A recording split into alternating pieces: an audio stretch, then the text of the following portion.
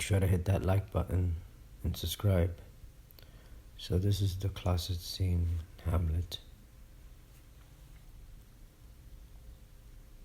Mother, mother, mother. I'll warrant you, fear me not, withdraw, I hear him coming. Polonius goes behind the arras, enter Hamlet.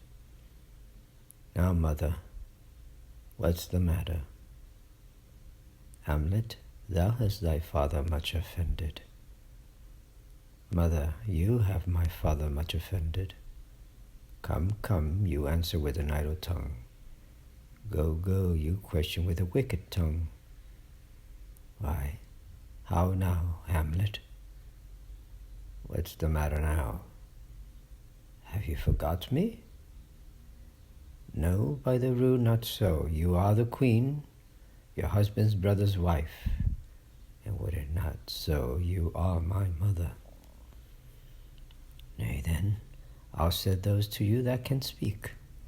Come, come, and sit you down, you shall not budge.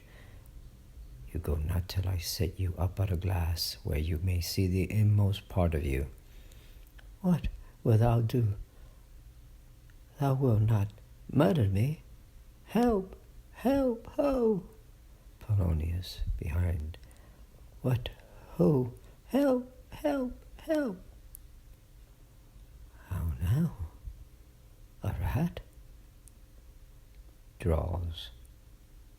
Dead for a ducat. Dead. Makes a pass through the arras. Polonius behind the arras. Oh, I am slain. He falls and dies. Oh me, what hast thou done? Nay, I know not.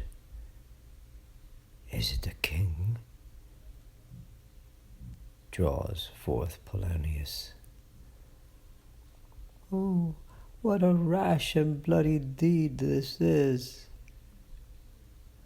A bloody deed, almost as bad, good mother, as kill a king and marry with his brother. As kill a king? Aye, lady, 'twas my word. Thou wretched, rash, intruding fool, farewell. To Polonius Hamlet speaks. I took thee for thy better. Take thy fortune. Thou find'st it to be too busy is some danger. Leave wringing of your hands. Peace, sit you down. And let me wring your heart sore, so I shall, if it be made of penetrable stuff, if damned custom had not braced it so that it is proof and bulwark against sense. What have I done that thou darest wag thy tongue in noise so rude against me? Such an act that blurs the grace and blush of modesty, calls virtue hypocrite, takes off the rose from the fair forehead of an innocent love and sets a blister there, makes marriage vows as false as dicers' oaths. Oh, such a deed as from the body of contraction plucks the very soul, and sweet religion makes a rhapsody of words. Heaven's faith doth glow, yea, this solidity and compound mass, with tristful visage as against the doom, is thought sick at the act. Ah me, what act that roars so loud and thunders in the index? Look here upon this picture, and on this, the counterfeit presentment of two brothers. See what a grace was seated on his brow? Hyperion curls, the front of Jove himself, an eye like Mars to threaten command, a station like the herald Mercury, new lighted on a heaven-kissing hill. A combination in a form, indeed, where every god did seem to set his seal to give the world assurance of a man. This was your husband. Look you now what follows. Here is your husband like a mildewed ear blasting his wholesome brother. Have you eyes? Could you on this fair mountain leave to feed and batten on this moor? Have you eyes? You cannot call it love, for at your age the heyday in the blood is tame, it's humble, and waits upon the judgment, and what judgment would step from this to this? Sense sure you have, else could you not have motion, but sure that sense is perplexed. For manners will not err, nor sense to ecstasy was ne'er so thralled. But it reserves some quantity of choice to serve in such a difference. What devil was it that thus hath cozened you at hoodlum blind?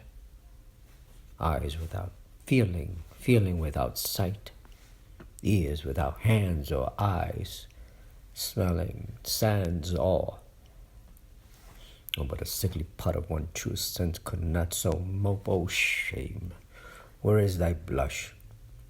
Rebellious hell! If thou canst mutine in a matron's bones, to flaming youth let virtue be as wax, and melt in her own fire. Proclaim no shame when the compulsive ardor gives the charge, since frost itself as actively doth burn, and reason panders will. O Hamlet, speak no more. Thou turns mine eyes into my very soul, and there I see such black and grained spots as will not leave their tint. Nay, but to live in the rank sweat of an enseamed bed, stewed in corruption, honeying and making love over the nasty sty. Oh, speak to me no more. Those words like daggers into mine ears. No more, sweet Hamlet. A murderer and a villain. A slave that is not 20th part the tithe of your president lord. The vice of kings, a cutpurse of the empire and the rule, that from a shelf the precious diadem stolen put in his pocket. No more. A king of shreds and patches. Enters ghost. Enter ghost. Save me, and hover over me with your wings, your heavenly gods. What would your gracious figure? Alas, he is mad. Do you not come, your tardy son, to chide? That lapsed in time and passion lets go by the impotent acting of your dread command? Oh, say, ghost, do not forget, this visitation is but to whet thy most blunted purpose. But look, amazement on thy mother sits. Oh, step between her and her fighting soul, conceited. Conceit in weakest body, strongest work. Speak to her, Hamlet. How is it with you, lady? Alas, how is it with you? That you do bend your eye on vacancy, and with the incorporeal air do hold discourse. Forth at your eyes your spirits wildly peep, and as the sleeping soldiers in the alarm, your bedded hairs, like life in excrement, start up and stand on end. O gentle sun, upon the heat and flame of thy distemper sprinkle cool patience. Whereon do you look? On him. On him. Look you how pale he glares. His form and cause conjoined, preaching to stones, would make them capable. Do not look upon me, lest with this piteous action you convert my stern effects. Then what have I to do with one true color, tears perchance for blood?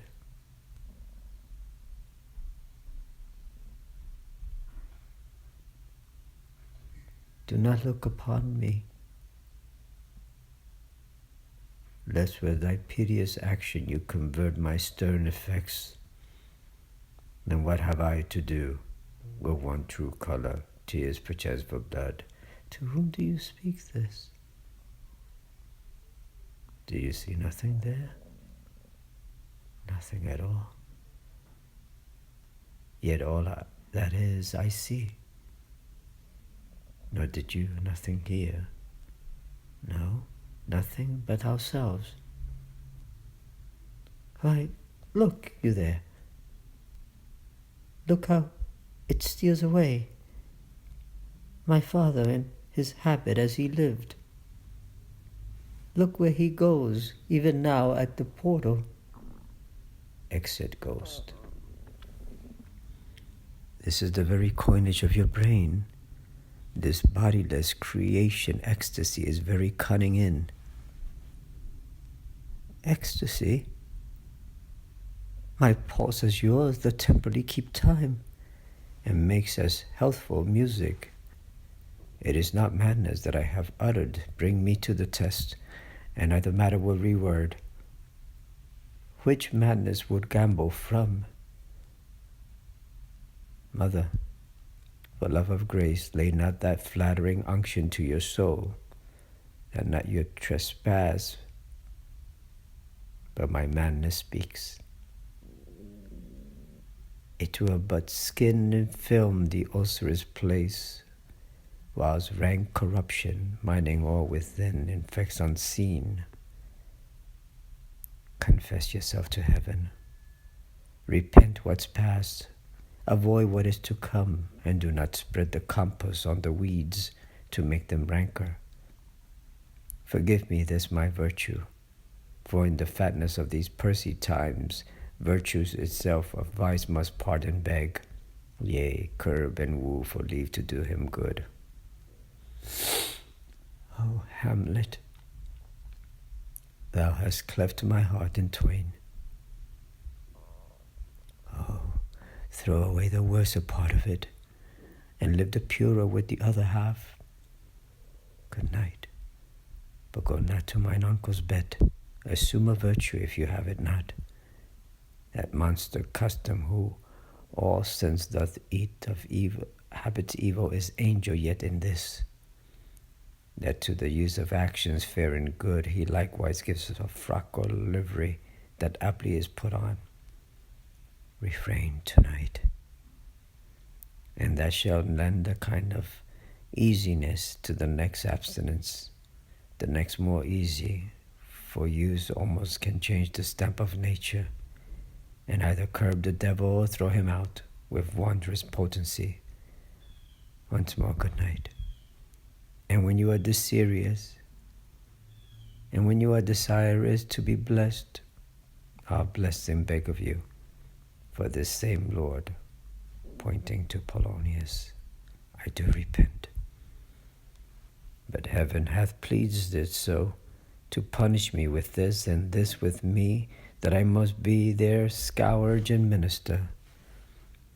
I will bestow him and will answer well the death I gave him. So again, good night. I must be cruel, only to be kind. Thus bad begins and worse remains behind. One word more, good lady. What shall I do? Not this, by no means, that I bid you do. Let the bloat king tempt you again to bed.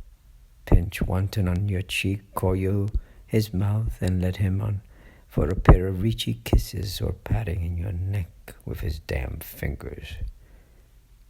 Make you to ravel all this matter out, that I essentially am not in madness, but mad in craft. To a good you let him know, for who that's but a queen, fair, sober, wise, would from a paddock, from a bat, a gib, such dear concern as hide? Who would do so? No. And despite of sense and secrecy, unpeg the basket on the house's top. Let the birds fly, and like the famous ape to try conclusions in the basket creep, and break your own neck down. Be thou assured, if words be made of breath, and breath of life, I have no life to breathe what thou hast said to me. I must to England, you know, that. Alack, I had forgot 'tis so concluded on. There's letter sealed, and my two schoolfellows, whom I will trust as I will antlers fanged, they bear the mandate. They must sweep my way and marshal me to knavery. Let it work, for 'tis the sport to have the engineer hoist with his own petard, and shall go hard, but I will delve 1 yard below their lines, and blow them at the moon. Oh, 'tis most sweet when one in line, two crabs directly meet. This man shall set me packing. I'll log the guts in the neighbor room. Mother, good night. Indeed, this counselor is now most still, most secret, and most grave, who was in life a foolish, peating knave, come, sir, to draw toward an end with you. Good night, mother. Exit Hamlet, dragging and Polonius. Please subscribe, hit the like button, and thank you for listening.